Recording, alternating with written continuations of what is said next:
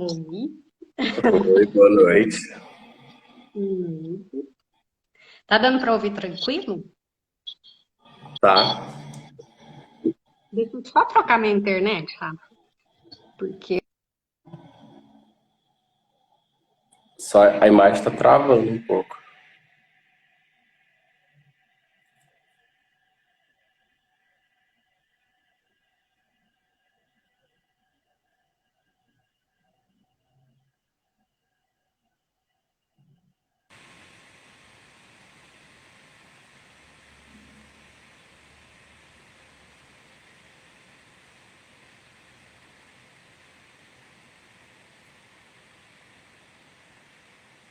Boa noite a todos. Que-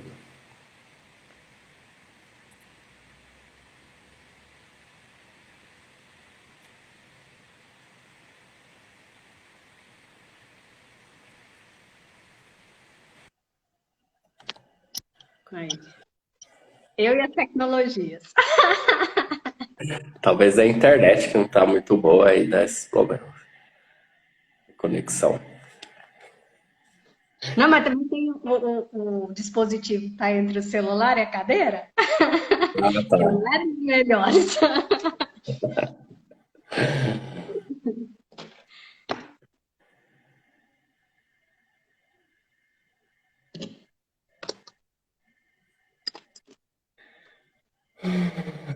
Como é que você tá?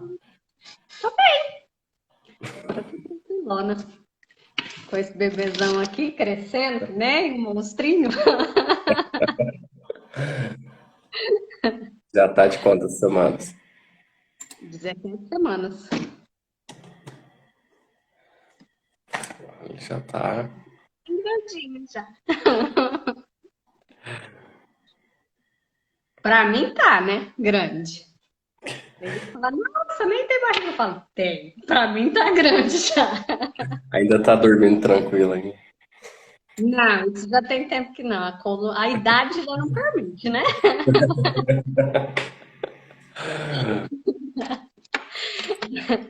É isso que dá ser mãe mais velha. A gente já não tem mais a disposição.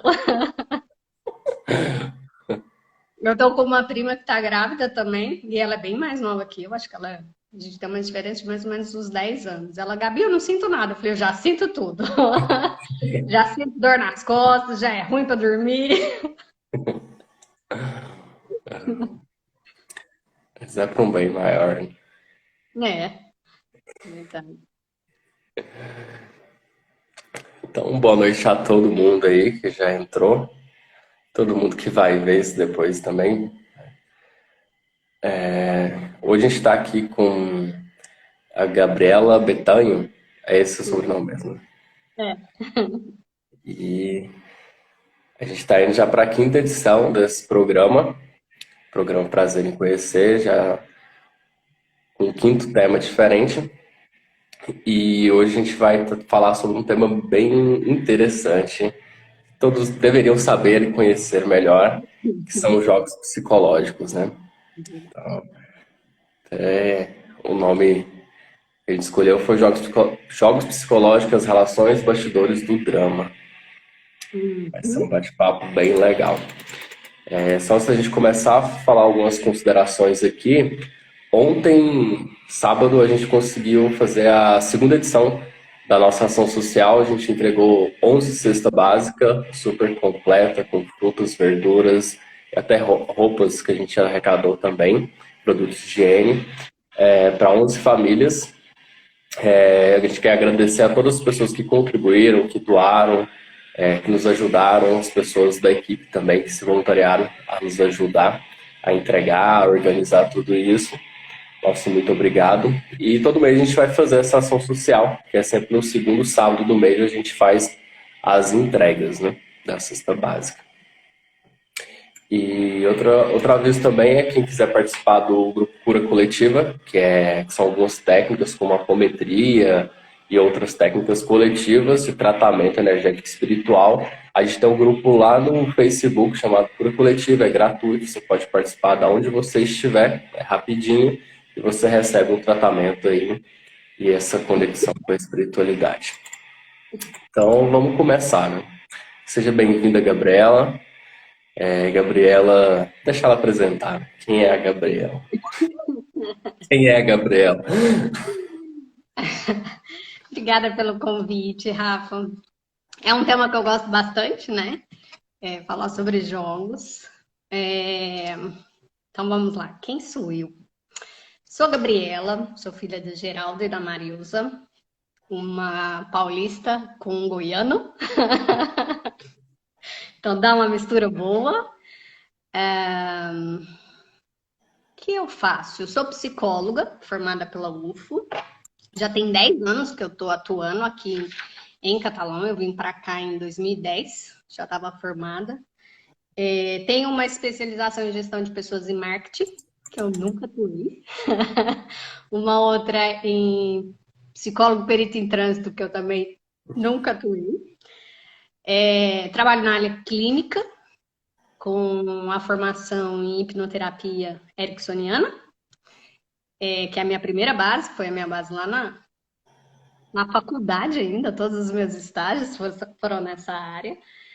Depois eu conheci a AT, a análise transacional, que é a minha base hoje, né? A partir dela é que eu faço meu trabalho, e aí eu uso tanto a hipnose como a constelação, que é outra formação que eu tenho, constelação sistêmico familiar. Então eu uso elas como ferramentas e faço as constelações individuais aqui no consultório, né? Então, essa sou eu profissionalmente falando. E, e é legal essa história, assim, para a gente entender um pouco sobre o tema. E a Gabriela, ela é referência, vamos dizer assim, em análise transacional em Catalão e região. Na verdade, eu sou a primeira analista transacional certificada de catalão e da região, eu acho que da região. Goiânia tem uma colega lá em Goiânia já. Mas agora eu sou a primeira, de novo, membro de Data e Informação, né? Eu participei do meu SED há algumas semanas e mudei de nível. Agora fui para o nível a mais dentro da UNAT, que é a União Nacional dos Analistas Transacionais, né? Que regula que organiza o nosso trabalho, que é uma associação bem legal. E aí agora eu sou membro de Data e Informação. Agora a próxima fase é a final, que é ser de data, concluir a formação. Mas aí já vão mais alguns anos, né? Que eu só estou começando. Assim, explica um pouco para todo mundo que está aí, para todo mundo que ainda vai assistir isso no futuro, o que é análise transacional. Às vezes tem alguém aí da psicologia que às vezes pode inclinar para essa área, quem sabe. Ele é bom, né? Falei que eu quero trazer bastante analistas transacionais para cá. Então, a AT, ela é uma teoria da psicologia, né? Ela é uma psicologia individual e social, que a gente fala das transações, ela é transacional porque ela estuda, analisa as trocas de estímulos, né? As nossas transações, as nossas relações. E é por isso que a gente chama de análise transacional, ou carinhosamente, como a gente chama dentro da UNAT, né? De AT. Quem criou a AT foi o Eric Berne, que é um psiquiatra canadense e que viveu muito tempo nos Estados Unidos, né? Ele criou a T em já nem sei mais, 1958. Ele é o fundador, depois ele foi sendo seguido pelo Steiner, pela Fanita, e aí tiveram uma série de pessoas que gostaram da forma de trabalho, né? Porque a T, ela é mais do que só uma teoria, né? Ela é uma filosofia de vida, ela é uma filosofia que acredita no ser humano, né? E a gente geralmente não trabalha com a maioria, né, dos analistas, não trabalha com rótulos, a gente não gosta de rótulos. Então a gente sai daquela enfermidade mental para uma aprendizagem de saúde mental. Então a T ela é simples, mas ela não é simplista, né? Porque muitas vezes quando a gente fala em AT, que ela é simples, né? Aí a gente pensa, então é bobagem. Não, ela é simples, mas ela não é simplista, né? Ela é objetiva, ela é diagramável, né? No meu consultório tem um flip, eu desenho junto com o paciente, né? Como ele funciona. ela é preventiva, ela é contratual e ela é de igual para igual. Eu parto do princípio de que eu sou ok e o outro também é ok ou vai estar ok, né? Que a gente tem o mesmo nível. Né? Então, isso é a AT. A AT atua na área clínica, na organizacional, na educacional, na saúde e agora a gente está estabelecendo a jurídica. Né? O trabalho dentro da área jurídica que está começando. E aí a gente tem alguns instrumentos que a gente trabalha com esquema de personalidade, análise das transações em si, né? Carícias, posição existencial, estrutura social de tempo, que mais? Emoções, script de vida e os jogos psicológicos. Vai falar hoje, os jogos psicológicos. Exato. Só ler o comentário aqui da Gabriela Reis. Até transformou meu olhar profissional e pessoal. Obrigado, Gabi, por me apresentar essa filosofia de vida. Isso é bom. Essa é uma das que eu tô esperando que a gente possa fazer mais trabalhos juntos. Maravilha. Então, e aí, a Gabi apresentou o que é a análise transacional e os jogos psicológicos faz parte, é uma teoria que faz parte da análise transacional, que é o que a gente vai conversar sobre hoje. E para a gente já começando, né, de acordo com seus estudos e experiências no consultório de vida, o que são jogos psicológicos? Então, jogos psicológicos é uma série de transações, é uma série de relações, de conversas, né, que a gente vai tendo, só que elas têm mensagens subliminares. Eu digo algo querendo dizer outra coisa. Isso gera interpretações, né? A gente chama isso de transações complementares ou complementares e ulteriores. Então, eu digo algo, mas eu tenho uma motivação oculta, né? Então, vai gerar uma mudança de comportamento, vai gerar, vai desenvolver até um desfecho que é pré-definido para quem começa o jogo. Né? A gente tem um objetivo quando a gente inicia um jogo. Então, é mais ou menos isso. Então, os elementos do jogo. A gente tem um objetivo, um propósito com aquele jogo. Né? Eu jogo para atingir o outro, para fisgar algo no outro. Né? E eu posso jogar com palavras, com dinheiro, com o corpo. Tem diferentes formas da gente jogar. E tem diferentes papéis, isso a gente vai explorar um pouquinho, né? Que são as maneiras da gente proceder dentro desses jogos.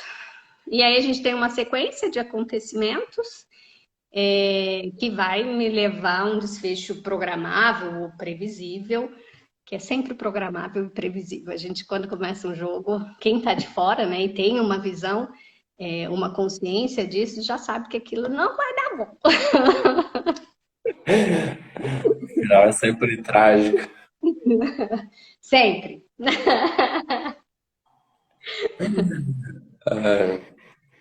A gente estava conversando antes, né, para combinar o roteiro da live, né, e a gente estava que não tem ninguém que não jogue, né? Não, aí eu até te falei, né, que a gente teve um seminário de atualização dos membros da UNAT, agora em julho, eu acho, e aí a gente estava falando sobre isso, né? Como às vezes a gente, como terapeuta, coloca o jogo, tipo, o jogo é horrível. Ele não deixou de ser horrível, é uma forma de se relacionar, de estruturar o seu tempo que não é a mais adequada, né? Vai gerar um mal-estar, vai sair um desconforto, mas quando a gente tira isso do paciente e fala, você não pode mais jogar, ele está vivendo socialmente, né? Então, ele tem essa consciência, mas e as outras pessoas, né? E nem sempre, por exemplo, quando eu dou aula sobre isso, né? Eu digo, tem muitos psicólogos que às vezes fazem as formações e eu sou chamada, é um dos temas que gostam que eu falo. E eu falo, vocês estão achando que porque vocês são psicólogos, estão fazendo a formação, vocês vão nunca mais jogar, vocês vão ficar excelentes pessoas, super iluminadas? Eu digo, não é por aí, vocês também vão jogar. É que vocês vão ter a gente tem uma consciência maior do jogo, né? A gente ainda cai no jogo? Cai, porque uma característica do jogo ele é inconsciente, né? O jogo psicológico é inconsciente, o jogo de poder é consciente para o manipulador, né? Então, eu vou cair sem perceber que eu tô caindo. E a gente tá nas nossas relações. Quem nunca jogou? Quem nunca caiu num jogo com a mãe? Com a namorada? Com o filho? Com, sei lá, com um amigo, né? A gente cai em jogos sem querer. Qual que é a diferença para quem tem essa consciência? A gente consegue perceber antes, a gente consegue sair desse jogo antes, né? De que isso fique muito desconfortável. Ou a gente vai jogar mesmo e vai ficar desconfortável depois. E só Uhum. depois que a gente que acabou tudo é que você vai falar, ó, joguei de novo. E isso das transações cotidianas, né? Mas o que você estava falando assim, veio assim, isso também acontece ao nível mais macro, ou não? Tipo, na Sim, política, na economia. sim. A gente fala assim, ó, o jogo, ele tem no mínimo duas pessoas. Ele não precisa ter necessário, porque a gente vai ver, né, porque existe um triângulo dramático. Uhum. O jogo precisa ter no mínimo duas pessoas. E quantas pessoas? Sei lá, pode ter um monte. Né? Então, quando a gente pensa assim no macro, não tem os jogos de sedução, os jogos de conquista, né?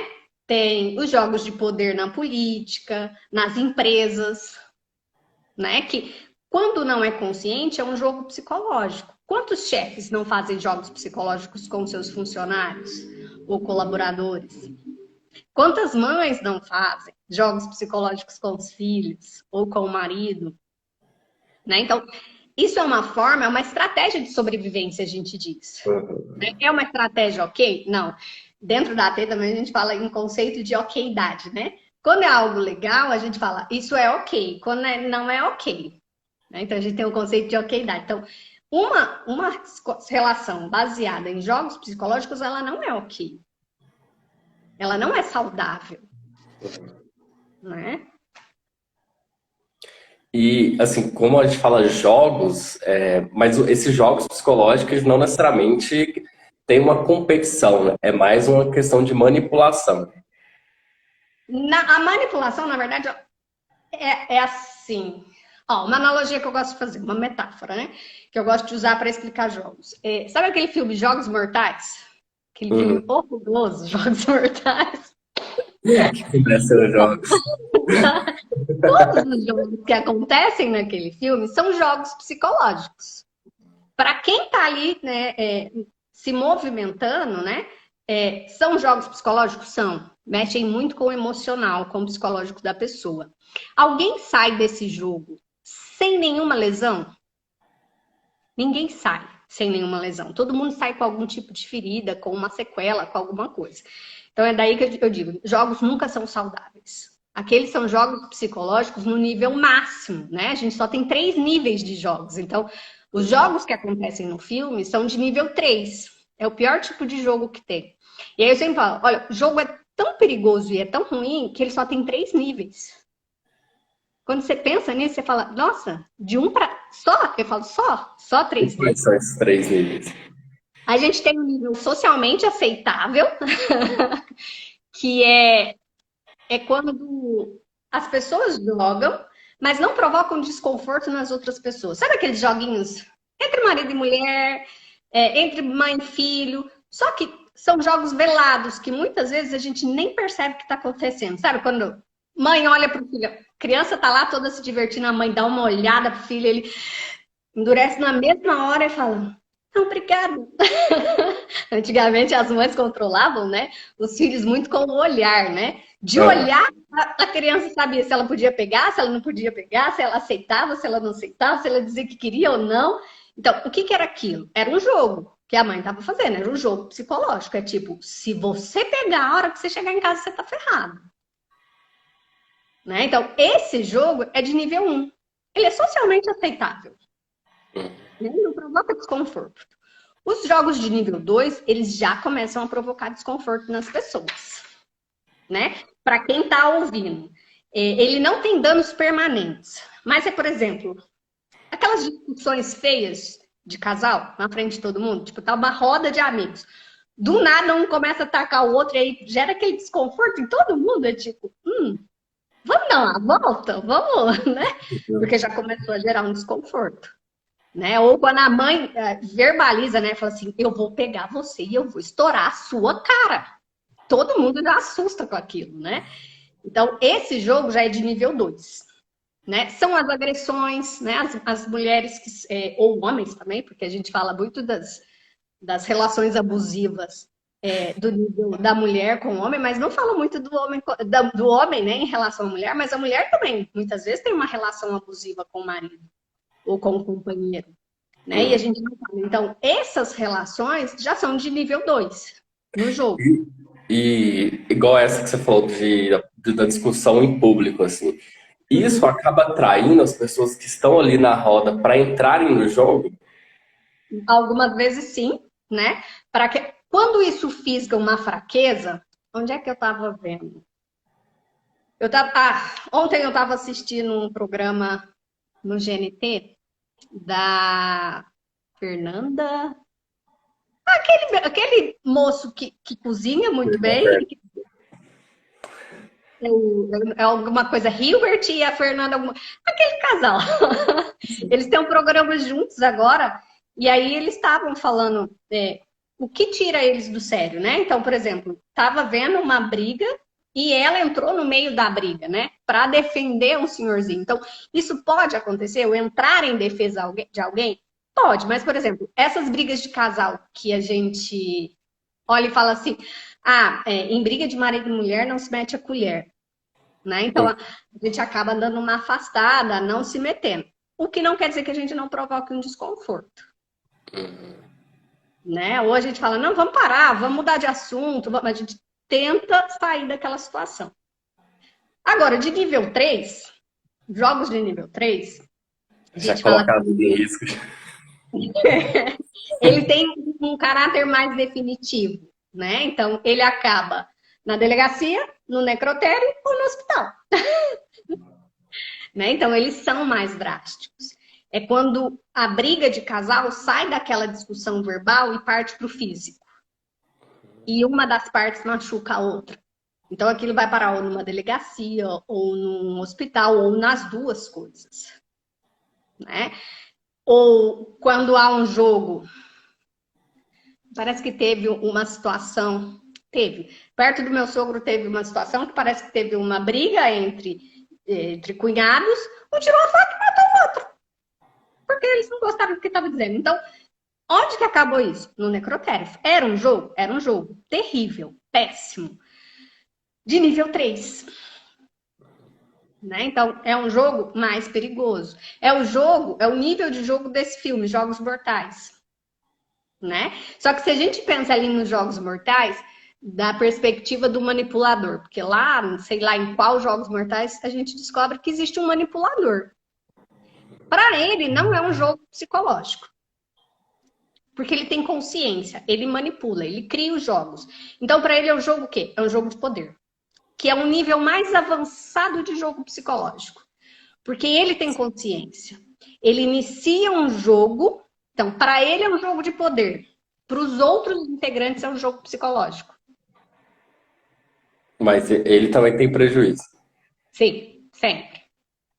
Não há jogo psicológico ou de poder que as pessoas tenham só ganhos. Existem ganhos? Sim, existem vantagens. Existem. Por que as pessoas jogam? Existem razões. Elas não jogam só porque elas são malvadas, maldosas, tipo, gostam de sacanear o outro. Não, elas têm objetivos com esses jogos, elas têm vantagens jogando, né? Então, mas no fim do jogo, quando tudo acaba, quando toda aquela situação finaliza, o mal-estar é muito maior do que o ganho. É um ganho falso, sabe? Que não dá, aí a gente fala, não tá funcionando no circuito positivo, é um circuito negativo de funcionamento da pessoa. Né? Então, entre as vantagens, o que a gente tem de vantagem? Por que uma pessoa joga? Ela joga para obter carícias, né? Então, quando a gente diz para o marido assim, nossa, eu queria tanto comer, sei lá, um macarrão. Aí ele pergunta, então vai lá e faz. O que ela queria? Que ele preparasse ou que ele pedisse um macarrão. Né? Então, o que ela queria? Uma carícia positiva, um reconhecimento, porque as carícias são unidades de reconhecimento, né? Então, era isso que ela desejava, mas não foi isso que ela comunicou. Não é uma comunicação aberta, não é uma comunicação objetiva e honesta. Eu jogo. Eu falo, eu queria tanto ganhar isso, eu queria tanto ganhar aquilo. Por exemplo, eu fazia muito isso com meu marido. Ainda jogo bastante com ele, né? Só pra não perder o costume. Mas eu fazia muito. Por quê? Eu gosto muito de dar presentes, mas eu gosto de receber. E aí eu ficava assim, nossa, eu queria tanto ganhar um presente no dia do meu aniversário, eu queria tanto ganhar um presente, mas nunca vinha. E eu ficava puta. Até eu virar pra ele e assim, deixa eu te falar, eu quero que você me dê um presente. Porque isso é importante pra mim. Mas eu consegui dizer pra ele isso. Enquanto pra ele, cada vez que eu dava um presente, aquilo não fazia sentido pra ele. Tipo, ele achava bom? Claro que ele achava bom. Né? Porque pessoas que gostam de dar presente, a gente pensa no presente que vai fazer sentido para o outro, né? Então, fazia sentido para ele, ele gostava, só que não era aquela coisa, nossa, que maravilha, como seria para mim. Né? Porque para ele tem outro sentido. Então, a gente joga para quê? Para ter carícias, esses reconhecimentos. A gente joga para reforçar crenças da nossa infância, muitas vezes crenças negativas, né? Tipo, nenhuma relação dá certo, todo casamento é ruim. E eu falo sempre, muita gente fala mal do casamento. Eu falo, porque você escolheu um mal. Eu sou uma pessoa que defende o casamento. Desde que você escolha uma pessoa legal. Que faça sentido, que você consiga conversar, que você consiga entrar, sair desses jogos e entrar no que a gente chama de intimidade. Que é ser você de verdade. Né? Que é ser você nas suas fragilidades e nas suas potencialidades, nas suas qualidades e nos seus defeitos. Então a intimidade, ela quebra o jogo, assim. A intimidade na verdade, não existe jogo na intimidade. Porque quem joga, dentro da AT a gente também fala de estados do ego, né? E aí a gente tem um parental, que são valores aprendidos, um adulto e uma criança. A criança é tudo aquilo que eu desejo, tudo aquilo que é biológico, que é instintivo. E o adulto é tudo aquilo que é pensado. O adulto não joga. Quando eu estou com o meu adulto fortalecido, eu não entro em jogos e eu não inicio jogos. E quem vai para a intimidade na relação com o outro? O adulto. Que sabe do que é capaz, que sabe quais são os seus pontos positivos, que sabe quais são suas fragilidades. E tá tudo certo. Agora, como o jogo é uma estratégia de sobrevivência, eu me blindo. Às vezes eu ataco para não ser atacada. Eu machuco para não ser machucada. Então, eu tô frágil. Eu tô mal. Então, eu vou fazer com o outro antes que ele faça comigo. Só que, no fim, os dois vão ficar mal. Ou todos os envolvidos. Então, não vai ter. No fim, é uma falsa carícia positiva. A gente vai querendo uma positiva, mas a gente tem uma negativa. Ou o que a gente chama de carinho frio. Negativo, né, que você falou. E a carícia é uma unidade de reconhecimento, né? O Bernie dizia: é melhor uma carícia positiva do que uma negativa. Mas é melhor um beijo do que um tapa. Mas é melhor um tapa do que ser ignorado. Então é melhor uma carícia positiva, é a melhor opção. Se eu não tenho, eu busco uma negativa. Porque isso é melhor do que ser ignorado. Aí você já resumiu por que muitas relações doentias permanecem por muito tempo. Exatamente. E isso é um padrão, né? É uma crença de infância. Provavelmente eu vivi num ambiente onde as relações eram disfuncionais. E eu aprendi que aquilo era certo, estava tudo certo. Então eu também não sei receber carícias positivas. O que eu sei? Buscar, doar e receber só o que tem de negativo. Porque foi o que eu aprendi. Né? Então, nas relações, muitas vezes a gente repete um padrão de comportamento. E o legal da AT é que a gente diz que a gente tem opções, a gente tem escolhas na AT. Quando você vai tomando consciência, você pode escolher sair desses padrões. Você vai se desfazendo dessas amarras. Você toma consciência, e aí, juntando isso com a sistêmica, né, a gente diz, não é que eu vou julgar os meus pais ou os meus cuidadores, o que aconteceu e o tipo de relação que eles tiveram.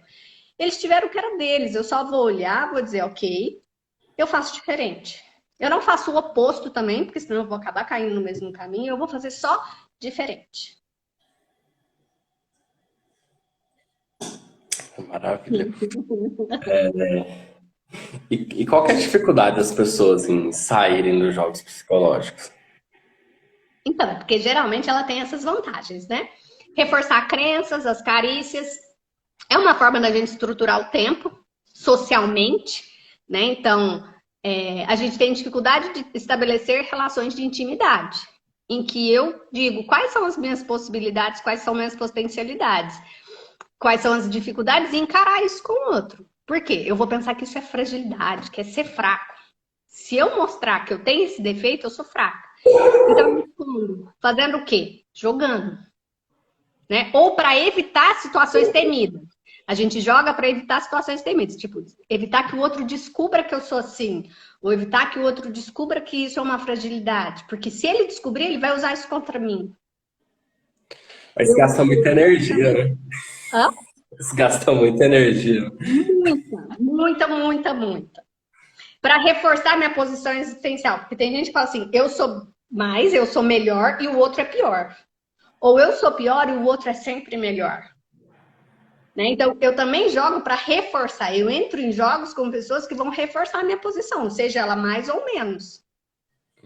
Né? Eu jogo para reforçar ou para manter o meu script de vida em andamento. O que é o script de vida? É o roteiro que eu estabeleci lá na minha infância para minha vida toda. A gente trabalha com uma teoria que chama script de vida. Script de vida é, analogicamente falando, com o teatro. O teatro, ele tem uma... o jogo, então, é um mecanismo de defesa do ego? Sim, é um mecanismo de defesa do ego. Né? Para ele manter a posição existencial, para ele manter as crenças, para ele manter o script de vida dele. Por quê? Quando a gente é criança, nós determinamos qual o tema do nosso script de vida, o nosso roteiro que a gente vai seguir a vida toda. É definido até os 3 anos. E até os 8 anos eu termino de escrever meu script de vida. Depois dali eu vou só repetir. Então eu vou entrar em jogo para quê? Para manter meu script de vida. Porque aquilo me manteve E é vivo. muito difícil, né? Porque até os 3 anos acaba que você cria uma memória pré-reflexiva, né? Eu sempre falo assim, ó, não é uma memória cognitiva, não passa pelo pensar. É É uma pré-reflexiva. memória do corpo. É uma memória, tipo, o que eu senti, o que eu experimentei. Da Então é Gestalt a muito gente chama de relativo. pré-reflexivo. Aí a gente fala assim, é pré-reflexivo, tipo, não penso. Quando eu vi, eu já fiz. Eu não consigo pensar antes. Quando eu vi, já fiz. Entende? Por E isso a que é gente também inconsciente joga para manter relações simbióticas, né? O que são as relações simbióticas? É quando eu fico tão envolvido com o outro, quase me torno... Sabe aquela coisa assim? É, como é que na igreja tem? Homem e mulher se tornarão uma só carne. Né? mesmo. Eu falo, não. Então, 2 pessoas em um relacionamento. Eu não vou me tornar uma única pessoa, não é um único ser na relação. Na verdade é 3, né? Na simbiose, aquilo ali, a gente fica tão misturado, na simbiose é tipo assim, eu respondo, alguém faz uma pergunta pro meu marido, eu tipo, pergunta para ele, por exemplo, né, dizendo, Wilton, você gosta disso? Eu digo, não, ele não gosta. Não, ele não quer. Ele fala, não, não gosto. Não, não quero. Né? Então, eu já penso e respondo pelo outro. Eu tô errado no que eu tô dizendo? Não. Ele, provavelmente seria o que ele respondia. Mas a pergunta não foi feita para mim, foi feita para o outro. Né? Então, a gente joga também para manter essas relações simbióticas. Em que a gente fala assim, Isso acontece é com mãe e filho. complementar, né? É Aham, a mas metade acontece da com mãe e laranja filho na também, né? tampa da panela. Isso acontece também com mãe e filho, porque é a mesmo exemplo que você deu, só que tipo, aí a mãe fala pro filho, pelo filho, na presença do filho, assim. Não, ele faz assim, ele gosta disso. Filhos adultos também mantém essa relação, né? Por exemplo, já está casado, com filhos, mas tudo que vai fazer pergunta para a mãe. Ou tudo que vai comprar leva a mãe. Eu falo, cadê? Ainda não virou adulto? E quem vai para a relação de casal deveria ser o adulto. Então, quando eu tenho 2 adultos se relacionando, eu tenho uma relação de intimidade. Eu tenho uma relação honesta, objetiva, né, autêntica e autônoma. Eu não sou dependente do outro. É o que muitas vezes eu falo aqui no consultório. Eu falo, gente, a relação não é algo para você precisar do outro. É uma escolha estar com o outro. Não é uma necessidade. Eu vou morrer se o outro não estiver comigo. Primeiro que não vai. Vai sofrer? Vai. Bastante, talvez. Mas não vai morrer. E o outro não pode ser uma necessidade, ele é uma escolha. Você precisa estar inteira, completa, porque se você deixa a relação simbiótica, né? Eu espero que o outro me complete aquilo que falta em mim. Então, será que o outro tem tudo para ele e ainda sobra para mim? Eu preciso estar completa ou inteira, ou entender o que me falta, mas não ter a expectativa que o outro complete isso. A gente não está com o outro para ele me completar. Né? Porque aí eu tô faltando e o outro tá faltando. Então, nisso a gente se completa. Não. Isso não é uma relação saudável. Isso vai gerar um monte de jogos, vai gerar simbiose, vai gerar um monte de meleca.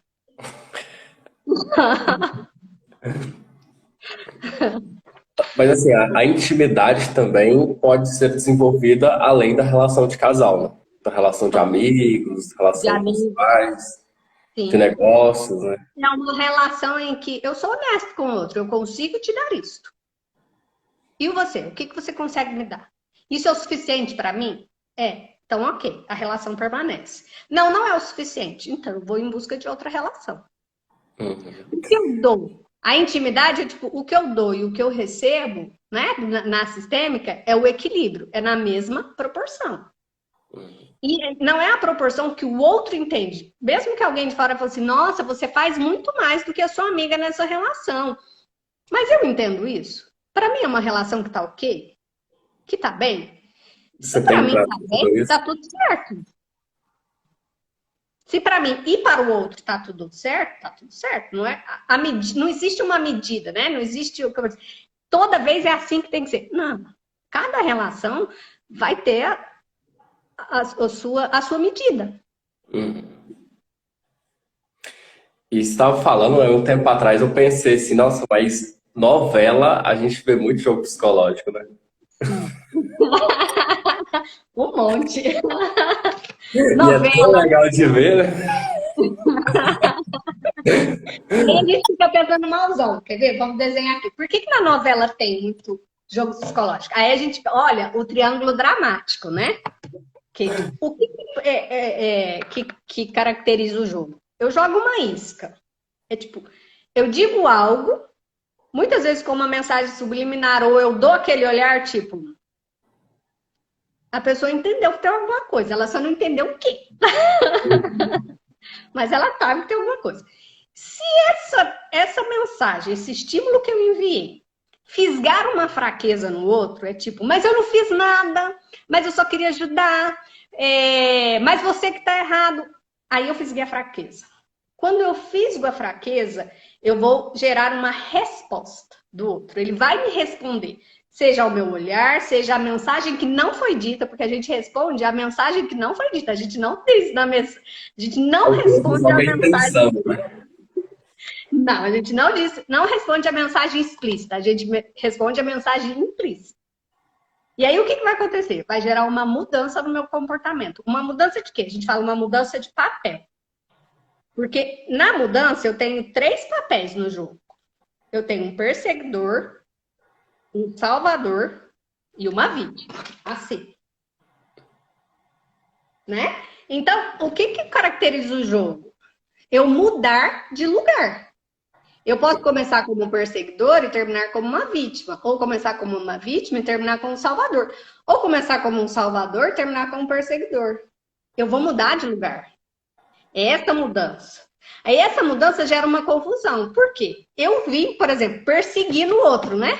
Dizendo, por que você faz isso? Para que eu sinta assim, assim, assim. Aí o outro assim, eu? Nunca foi a minha intenção. Mas é sim, você diz, isso vai gerando uma confusão e gera o desconforto do final. Né? E aí gera o tal do diz que me disse, o de não foi isso que eu disse, não foi isso que eu quis dizer. Por quê? Eu não fui clara na minha comunicação. Então, o perseguidor, ele pode entrar, a gente pode entrar no jogo como perseguidor? Pode. Pode entrar como uma vítima? Pode. Mas eu só queria te ajudar. Eu só queria o seu bem. Né? Então, eu tô na vítima. A gente sempre tem um papel preferido. Perseguidor, vítima ou salvador? Tipo, qual é o preferido? Para quem tá aí, pensa, que papel você prefere? Salvar as pessoas? Porque o salvador é diferente de uma pessoa que ajuda. O psicólogo é mestre em ser salvador. Quando não tem uma consciência. Por quê? Na verdade, não só psicólogo. Quem está na área de saúde, de ajuda, né? A gente tem uma tendência a ser salvador. A gente não espera que o outro peça ajuda. A gente salva. A gente não suporta ver o sofrimento do outro. A gente quer tirar ele desse sofrimento. Quer salvar. E salvar é ruim. Salvar e ajudar são coisas diferentes. Quando eu ajudo, eu espero a pessoa tomar consciência e dizer: você pode me ajudar nisso? E aí eu vou ajudar no que ela me pediu. Até o movimento do outro. É. E aí vem uma comunicação honesta e objetiva. Porque eu digo para o outro o que eu preciso. Porque quando eu faço para salvar, eu falo: nossa, e a gente vai, salva, e a pessoa diz assim: mas quem disse que eu queria que você fizesse isso? Mas eu só queria te ajudar. Pergunta que eu preciso. Então, assim, salvador não é saudável a gente ser salvador. Não é ser saudável, não é saudável ser vítima, né? Porque vítima é tipo, todo mundo faz tudo comigo. Todo mundo me persegue. Nunca as coisas dão certo para mim. As coisas dão certo para todo mundo, menos para mim. Então, é um jogo com a vida. A vida persegue. É um especialista em reclamar. E o perseguidor? O perseguidor bate de frente, bate de cima. É a nossa criança rebelde, é o nosso pai crítico, é a nossa parte que critica, que é autoritária, que diz eu é que tô certo, que não ouve o outro. O salvador também não ouve o outro, ele não ouve a necessidade do outro. Eu julgo que aquilo é melhor para ele e faço. Eu não espero ele me dizer se é o que ele quer ou não. Né? Então, todos esses... O jogo psicológico tem essa mudança, né? No triângulo dramático. Então, quando a gente vai lá para a novela, sempre tem, né? A mocinha, né? Que é a vítima, tem a pessoa que quer salvar ela e tem o vilão, que é o perseguidor. É sempre o mesmo script. Sempre o mesmo script. É sempre isso. E aí, agora eu tô lembrando do filme que eu assisti lá do Cruella. A origem dela, né? Aí eu falei, nossa, entendi a loucura dela. Ela deixou de ser louca? Deixou de ser má? Não, não deixou de ser má. Mas em algum momento ela foi uma vítima. E ela saiu do papel de vítima porque ela não tolerou aquilo e passou para uma perseguidora. E ali ela ficou. E foi para uma patologia? Sim, foi para uma patologia. Eu gosto muito de desenho animado, Rafa. Então eu vou fazendo analogias. Por exemplo, Malévola. Malévola é um desenho que eu amo desde criança. Malévola, desenho não. Na verdade, quando eu era criança, na minha época, era a Cinderela. Não. Como é que chama? Eu não gosto da mocinha. Como é que chama? Bela Adormecida. Bela Adormecida. É porque eu nunca me atentei à Bela Adormecida. Eu sempre gostei da Malévola. E eu ouvia, a Malévola é má. Eu falava, Malévola não é má. Tem algo aí. Eu me identificava com ela desde... Eu falei assim, mas ela era verde no desenho. Eu falava, sim, ela era verde, tinha um corvo, ficava no submundo com um monte de monstrinhos. Mas algo naquilo, eu olhava e falava assim, ela não é de todo má.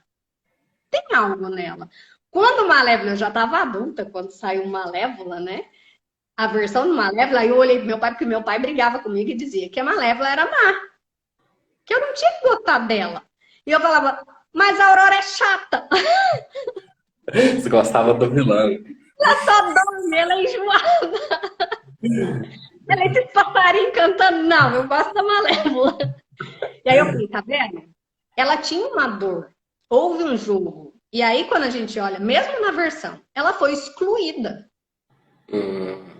Aí a gente entra num ponto interessante. Então, os jogos, eles surgem muito em resposta a um trauma do passado. Sim. Sim, é uma resposta, né, às nossas crenças da infância. Ou não necessariamente só a um trauma da infância, mas sim do passado. Às vezes um passado próximo. Então eu começo a jogar a partir daquilo. Por quê? Alguém até colocou. É um mecanismo de defesa. Eu não quero ser machucada. Eu vou fazer algo para não ser machucada. E se eu precisar jogar, eu vou jogar. É natural que eu faça isso. O problema é que tem pessoas que baseiam todas as relações, ou a maioria delas, em jogos. Quando eu jogo, eu julgo. Eu julgo o outro, eu julgo a história do outro. Né? E na constelação, a gente olha, a gente não julga o outro. A gente acolhe e diz, é seu. Tá tudo certo. Né? No jogo, muitas vezes, a gente olha uma perspectiva. Eu olho do meu ponto de vista, usando os meus óculos. E aí é uma discussão que eu também tenho com meu pai, que eu falo, não existe verdade absoluta. Ele fala, a verdade é absoluta. A gente é que tem interpretações diferentes. Eu falo, então não há uma verdade absoluta. Isso é verdade. Porque um vai olhar do meu ponto de vista, interpretado do meu jeito, o outro vai olhar do ponto de vista dele, interpretado do jeito dele, o outro vai olhar. Eu falo, então não tem como ela ser absoluta. São parciais. E isso vai muito dos nossos filtros, das nossas crenças, o que a gente aprendeu. Né?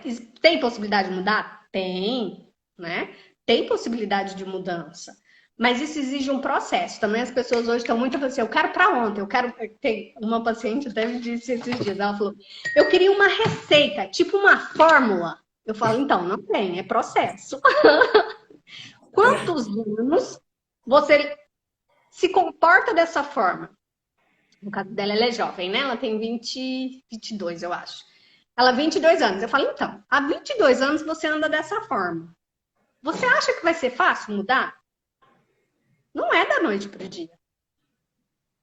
Eu falo, o processo é aprender a andar de novo, de uma forma diferente. Dirigir um carro. A gente nasce, né? Falou assim, pronto, vou passar na prova de direção. Me inscrevi, passei, peguei a carteira. É assim? Não, é um processo. Você vai estudar as leis, você vai passar na prova de legislação. Aí você vai fazer aulas práticas, depois você vai fazer a prova. E aí você vai dirigir de verdade, porque também na autoescola você aprende um padrãozinho. Mas na hora que você for dirigir, você vai criar o seu jeito de fazer. Então, é processo. A gente vai deixar de jogar? Gente, minha mãe joga, como é que eu vou parar de jogar? É outra coisa que a gente discutiu, né? Tem pessoas que elas precisam do jogo. Se a gente tira o jogo delas, elas minguam. Agora eu tô lembrando da minha avó. Eu era louca com a minha avó. Mas em alguns anos eu comecei a observar o quanto ela reclamava. O quanto ela reclamava de tudo, dos filhos, porque eles não iam, porque não sei o que, e quando ia, porque ia. Eu falava, gente, mas era dela. Se eu tirasse a reclamação, o que eu passei a fazer? Eu discutia? Não, o que adiantava discutir? Eu ia deixar ela mal. Eu só escutava, eu falava, né? Uhum. Eu não reforçava, né, dizendo, você tá certa, vó, é verdade. Mas eu também não falava pra vó, você tá errado. Não, eu falava, ela tava num nível que ela não ia mudar. Ela não entendia aquilo. O que adiantava eu discutir com ela? Nada. Aí o negócio já tá enraizado. Aí já tá enraizado o processo. É outra coisa também. Vem uma das pessoas, um do casal ou uma mãe, alguém. E aí a gente fala assim, aí você toma consciência, cria clareza de umas coisas e você quer arrastar o marido, os filhos, os pais, todo mundo para aquilo. Assim, porque eu fui para a luz, então todo mundo tem que ir para a luz. E aí a gente não respeita o processo do outro. O outro tem um processo que é dele, que é um momento dele, é o que faz sentido para ele. Isso fez sentido para você. Por exemplo, entender de jogos. Existem formas da gente lidar com jogos? Existem. Existem formas. Como é que a gente responde a um jogo psicológico, né? A gente responde dizendo para a pessoa, a gente fala, expõe o jogo, né? Conta para a pessoa. Aí você fala assim, você tá jogando comigo? Não, não é assim que a gente expõe. Mas por exemplo, quando alguém diz assim, É... Apesar que se Deixa eu passa ver. novela, né? Fala, eu não vou É, cair no seu jogo. e vai cair, caiu. Mas eu ia dizer assim, quando o outro vem com uma fala, tem um jogo que eu gosto muito que é o Sim Mas. Aqui no consultório, para nós psicólogos, tem muita gente, né? Que a gente quer salvar ele, a gente fala assim. A pessoa fala, não, porque o meu marido, ele não me ajuda, ele não isso, não aquilo. Eu falo, sim. Mas se você fizer assim, assim, assim, ela fala, mas se eu fizer isso, ele vai achar dessa forma, dessa. Eu falo, tá, então vamos pensar numa outra estratégia. Essa estratégia. Mas se eu fizer assim, então qualquer coisa qualquer recurso que você dê, ela vai questionar. Ela quer uma resposta? Não, ela quer manter o jogo. Então, o que você pode fazer? Quer dizer, você percebe que eu já te dei 4 opções, nenhuma delas serviu para você. Você deseja mesmo que isso pare? Aí ela vai parar e fala assim: claro! Eu falo, então, o que você pode fazer para sair disso? Né? É que a pessoa tome consciência de que ela está jogando.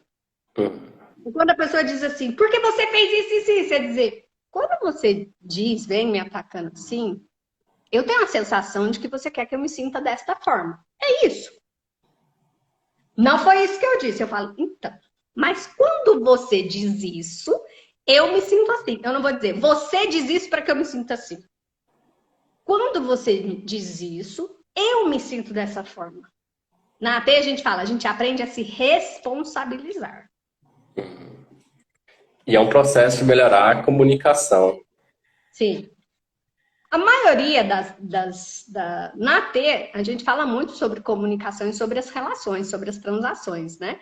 Então, o tempo inteiro é ter educação emocional, saber se comunicar, saber pedir o que você precisa, saber dizer, não, eu não quero que você faça desse jeito. Né? Então, não adianta você assim, nossa, eu queria tanto que hoje a comida ficasse pronta do nada. Não, é dizer, então, eu não tô bem, eu tô querendo ser luxada. Você pode cuidar de mim hoje? Fazer comida, cuidar disso, cuidar daquilo? E a pessoa vai poder te dizer se ela pode ou não, se ela está disponível para isso ou não. Às vezes ele vai dizer, tá, eu não vou fazer comida, mas eu vou pedir comida. Eu não vou fazer, mas eu vou pedir. É o que ele consegue te dar.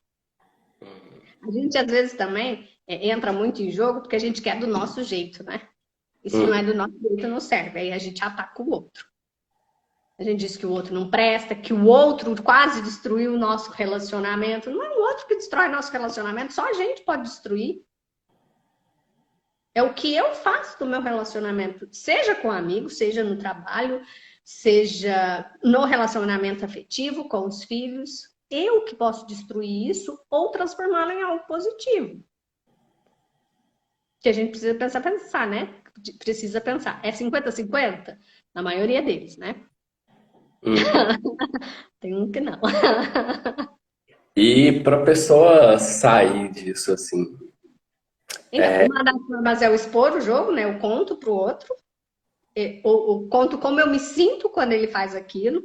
Eu pergunto, você tá fazendo isso para que eu me sinta assim? Né? Por exemplo, você vai sair, vai me deixar aqui sozinho. Vou fazer nada, não tenho compromisso. Falo, você tá fazendo isso para eu me sentir mal? Porque eu vou sair com as minhas amigas? Você tá fazendo isso, mãe também, né? Mãe gosta muito de fazer com o filho, principalmente filho casado. Mas se você não tem ninguém que possa fazer isso pra mim, fala, tá bom, mãe, eu vou fazer pra você. Ela não te pediu. De forma direta. Ela fala, mas ninguém resolve isso pra mim. O filho ou a filha fala assim, tá bom, mãe, eu vou resolver isso pra você. Cair no jogo da mãe bonitinho.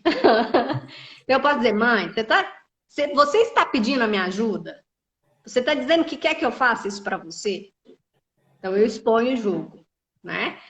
Ou eu ignoro o jogo, eu faço de conta que eu não estou escutando, que não é comigo.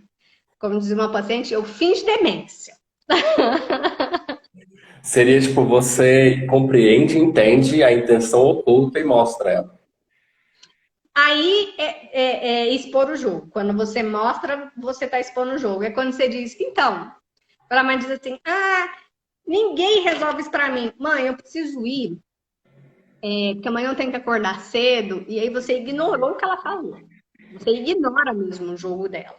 Ou diz, mãe, você pode fazer isso aqui para mim? Né? Você vai com outra coisa, você ignora aquela parte. Completamente. Ou você oferece alternativas. Né? Fala assim, olha, ninguém resolve por isso. Mãe, você pode pedir a minha ajuda, você pode pedir ajuda da minha irmã, você pode pedir ajuda, sei lá, do vizinho. Né? Então, você dá alternativas para a pessoa. E tem um que é assim, jogar o jogo.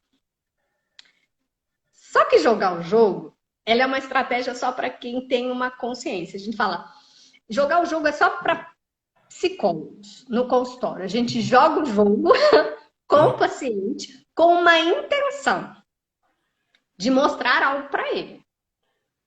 Então, eu falo assim, jogar o jogo quando você está no dia a dia, não. Nem eu jogo o jogo muito quando eu estou no dia a dia. Eu prefiro falar, então, você está fazendo isso para que eu me sinta assim?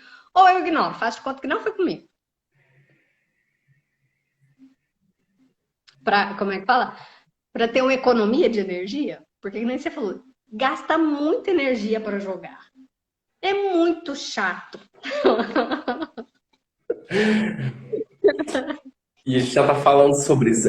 Fala mais sobre a importância da terapia, outras técnicas terapêuticas, para ajudar a melhorar essa questão dos jogos psicológicos, trazer mais consciência, né? Eu acho que o maior objetivo disso é trazer mais consciência para as pessoas. Na terapia, o que a gente costuma fazer, né? Com a terapia, a gente toma consciência. A tomada de consciência é um primeiro passo para a gente mudar, sair desses jogos, conseguir lidar com eles, não se sentir mal, jogar menos, né? Não é nem falar assim, não vou mais jogar? Vai. Não vou mais cair em jogo? Vai. Mas é menos. Você vai conseguir ter uma consciência e criar relações mais afetivas, com mais intimidade, com mais autenticidade.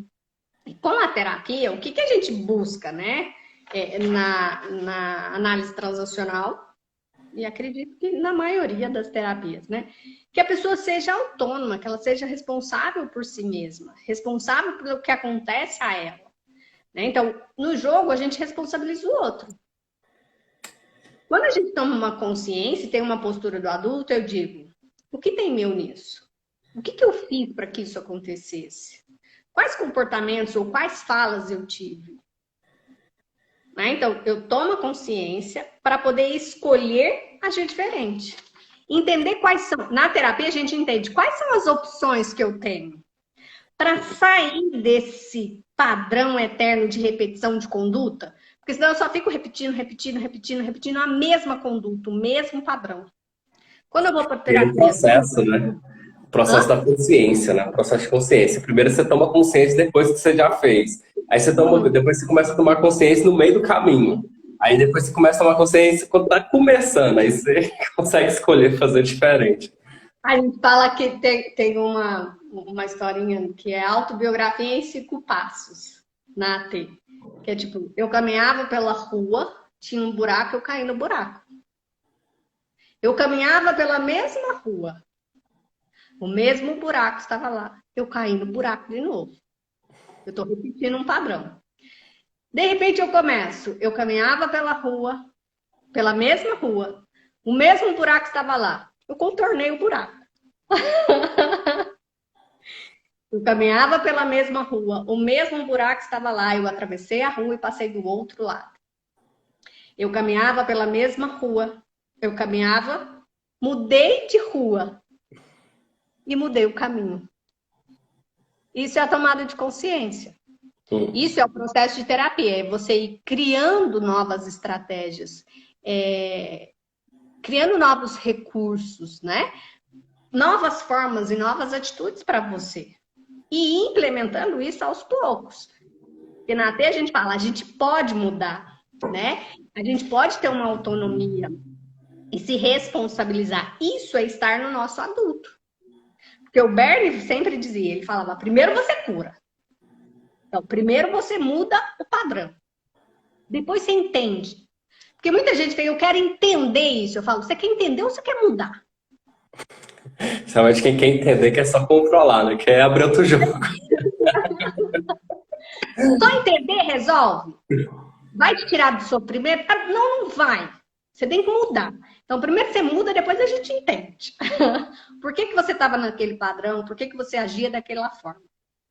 Né? Então, a gente fala que na AT a gente busca uma conduta ativa. O que é uma conduta ativa?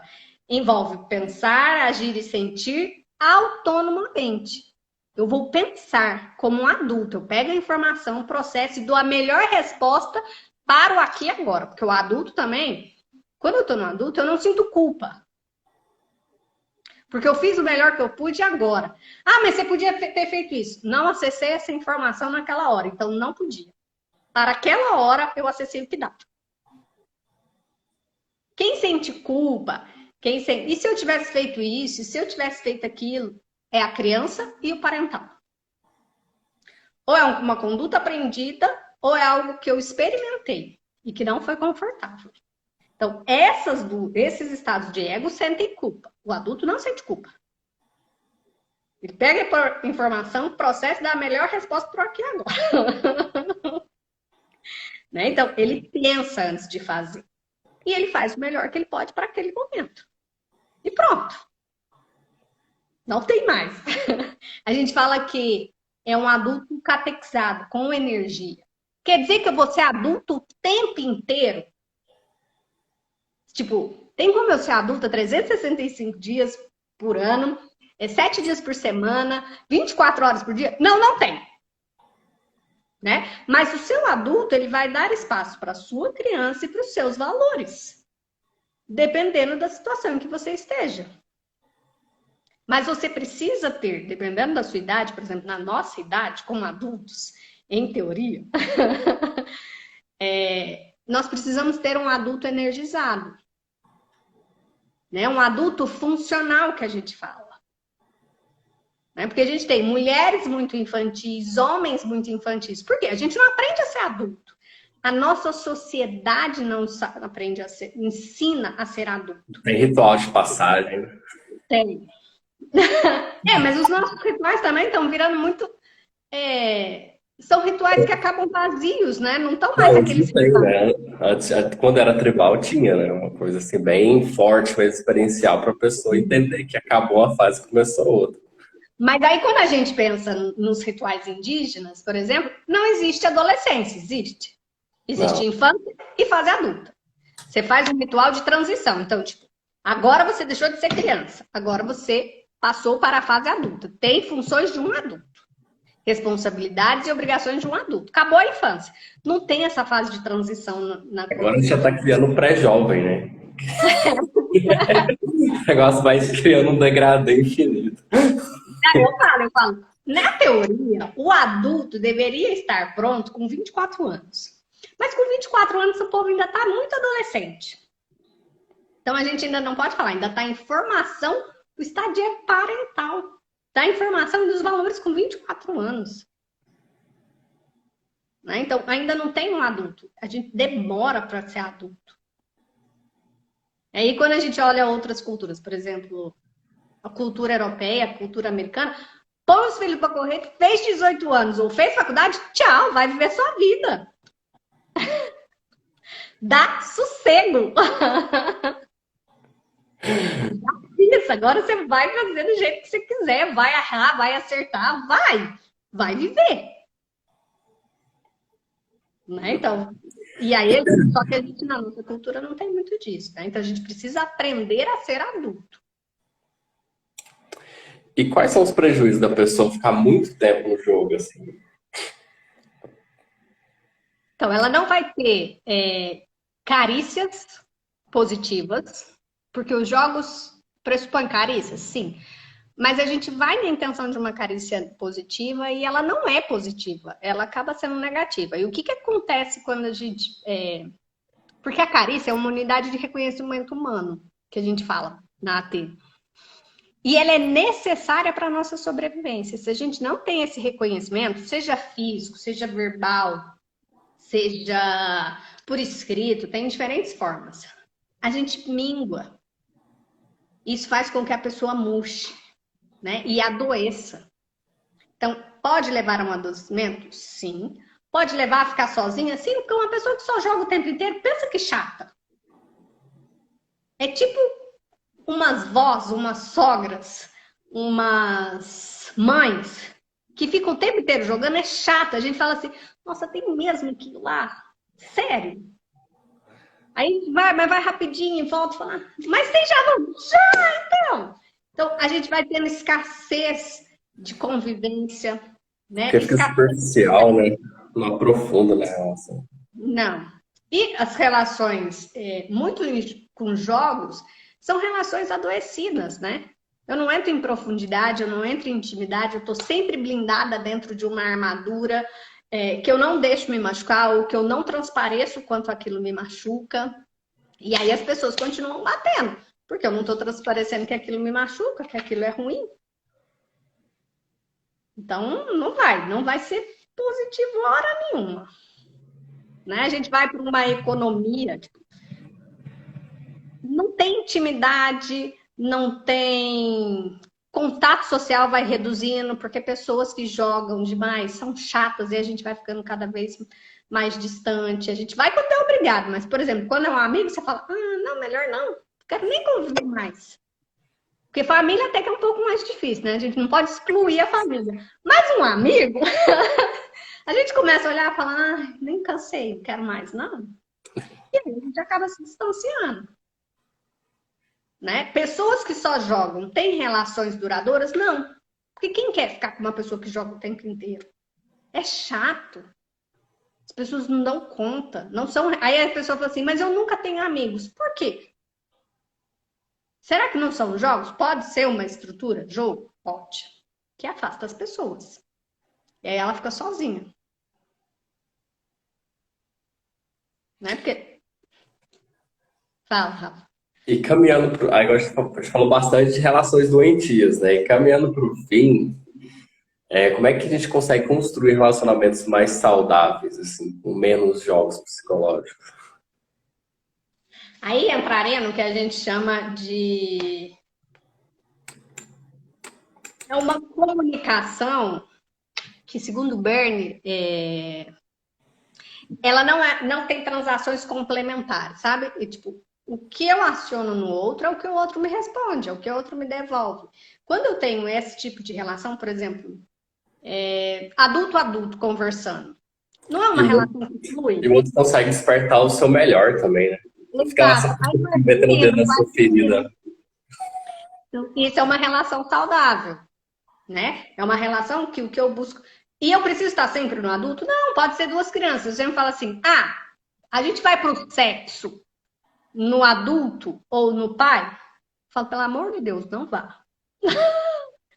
Porque a sua criança tem que ir pro sexo. É para ser gostoso, é para ser prazeroso, é para ser uma troca, é para brincar. É o jeito do adulto brincar, dos dois adultos, né, que estão na relação, brincarem e manifestarem a sua criança de uma forma positiva. Isso é complementaridade.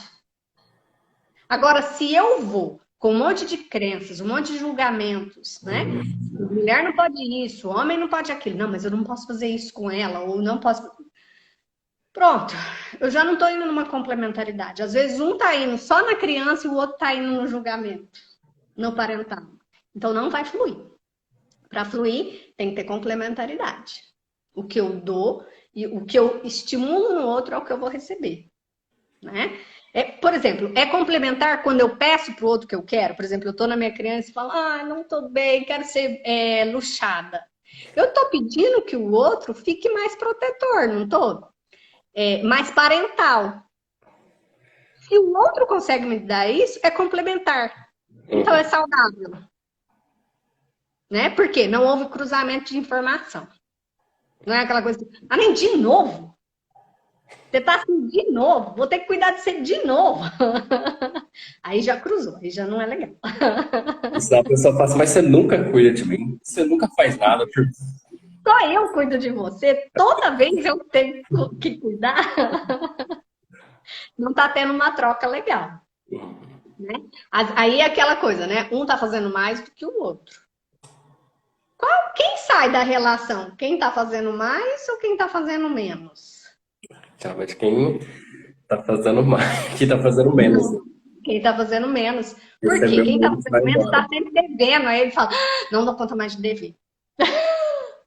Preciso fazer algo. E vai sair da relação, ou vai buscar uma terceira pessoa, alguma coisa vai acontecer. Por quê? Porque não está tendo complementaridade. Eu não estou conseguindo comunicar para o outro o que eu preciso. Relações saudáveis. A base é a comunicação. Eu dizer para o outro o que eu preciso, eu dizer o que eu quero, eu dizer como eu sou, porque eu tenho qualidades e tenho defeitos. Isso é fato. Eu brinco assim, eu casei, não casei enganada e nem ele. Ele sabia com quem ele estava casando, porque eu sempre fui muito clara, porque eu não sou muito boa de jogos de conquista. Eu já sou muito direta já na conquista, então eu falo, ó, sou assim, assim, assim, assim, e não tô afim de mudar. Isso sim, eu tô trabalhando, isso não. A gente também precisa ter consciência e dizer isso pro outro saber. Quero ficar nessa relação ou não? O que faz sentido para mim? E eu vou mudar só por causa do outro? Não. Eu já falei uma vez para minha psicóloga, ela virou para mim assim, você não acha que você tem que mudar isso? Eu falei, não, por quê? Você não acha que isso gera problema para você? Para mim, não, gera para os outros. Eu não vejo problema nenhum nisso. Então, Gabi, as pessoas ficam incomodadas. Problema delas, isso não é problema meu. É, não vou tratar isso, então. Então, eu preciso entender o que eu estou disponível para mudar e o que eu não estou na relação. Até para eu dizer, e o outro me dizer, ó, isso eu consigo, isso eu não consigo. Para eu dizer, ok, então eu quero ficar assim mesmo, ou então eu não quero ficar. Né? Isso é a relação de responsabilidade. Eu me responsabilizo, eu sei como o outro é, porque ele está me dizendo, ele está me contando. Então eu faço uma escolha, estar ou não nessa relação. Nem sempre vai ser gostosinho, né?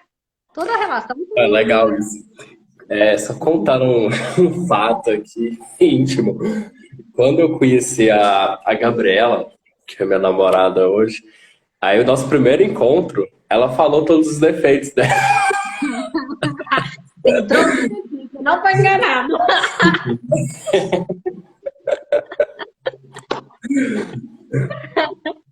Você já deve ter olhado e falado assim, nossa, de primeiro, ele tá me dizendo isso. É. Se você não correu, você estava disponível. Você estava realmente disposto a tudo aquilo. Você falou, ok, vamos fazer aquilo. Mas também tem, provavelmente você deve ter um perfil que nem o do meu marido. Eu também fui muito na lata com ele. E ele foi devagarzinho, foi devagarzinho, foi ganhando espaço, foi não sei o que. Minha mãe fala assim: ele só te ganhou porque ele não foi, vamos fazer isso, vamos namorar, vamos casar, vamos morar junto. Eu falava, opa, porque eu espirrava toda vez. Foi tudo assim, um processo de conquista, devagarzinho, respeitando os meus limites. Aí, tipo, vai até um certo ponto, experimenta e fala, opa, foi muito, deixa eu dar uma recuada. Deixa eu ir um pouco mais. Aí o outro também consegue te dar um pouco mais. Quando você consegue entender o processo do outro, né? Por que eu fui dando um pouco mais para ele, para o meu marido, mais espaço? Porque ele foi respeitando o meu espaço. Ele não chegou querendo mandar e querendo dizer como ia acontecer. Não. Ele sabia que eu ia arrepiar. Então ele ia devagarzinho, ganhava um espaço aqui, ganhava um espaço ali. E aí, quando ele ganhava um espaço, eu estava abrindo um espaço. Então, tipo, Isso é a construção da intimidade, né? exatamente. É construído. Né? Então, a gente vai ganhando espaço, vai cedendo espaço. Né? E aí a gente vai construindo. Né? É aquela coisa, eu dou um pouquinho, recebo um pouquinho, dou um pouquinho mais, recebo um pouquinho mais. Né? E isso vai fazendo uma relação mais honesta. mais íntima, mais verdadeira e mais possível de ser duradoura, né? Mais real, né? Mais real. Aí a gente pode acreditar no casamento, no relacionamento, quando a gente faz boas É, mas escolhas. acreditar porque tipo, você tá botando o tijolinho lá todo dia e você vai olhando, não, tá ficando bonito esse negócio. Exatamente. Você não vai ao fato, tipo, quero isso agora. Não, vamos construir isso devagarzinho. Que nem você disse, né? Tijolinho por tijolinho. Põe um, outro põe outro, eu ponho mais um, outro põe outro. E a relação vai se fortalecendo. Maravilha. Se alguém tiver alguma pergunta aí, pode mandar, a gente já vai caminhar para o fim, porque se deixar a gente fica aqui horas batendo papo, né? Eu vamos conversar. Aí eu curto muito a Gabi, porque o nosso aquário, que a gente tem de aquário, se conecta, aí a gente fica viajando hora. Verdade. E nós estamos entrando na nossa era. Antônio vai ser aquariano. Se Vai tudo der ser certo, né? perfeito. O previsão é que nasça já em aquário. E eu tô torcendo. Mas muito bom agradecer você por essa disponibilidade, foi muito gostoso o bate-papo. Acho que foi uma aula, né? Você sempre dá uma aula. Uma professora Eu nata. gosto de conversar. E agora deixa aí seus contatos, como é que as pessoas te acham, como é que as pessoas marcam a sessão, uma constelação, enfim, né? Então, tem o Instagram, né? Que é o Gabi Betanho Psico, que eu estou sempre lá, olhando tudo. Ah, tem o telefone, acho que lá tem o telefone, né? Que também sou eu que respondo todas as mensagens. Então, às vezes eu demoro um pouquinho, mas eu respondo. Respondo tudo. E é isso. Quem quiser, tiver dúvida também, pode mandar para o Rafa, ele me manda, e aí eu respondo. E ele me repassa também, aqui do pessoal do espaço, né? Então, e tá aberto também lá no meu Instagram, quem quiser perguntar também por lá, é tranquilo. E eu quero te agradecer, Rafa, por esse papo, foi gostoso. Eu gosto muito de falar sobre esse tema, sobre a AT, né? Que eu sou muito apaixonada por essa abordagem, acho bem prática e objetiva, que faz muito sentido, né? E eu digo que tudo aquilo que eu trago para minha prática, eu vivencio antes. Né? Então, a constelação, a hipnose, a análise transacional, todas elas foram processos importantes na minha vida pessoal e que fizeram sentido e que por isso fazem parte hoje da minha vida profissional.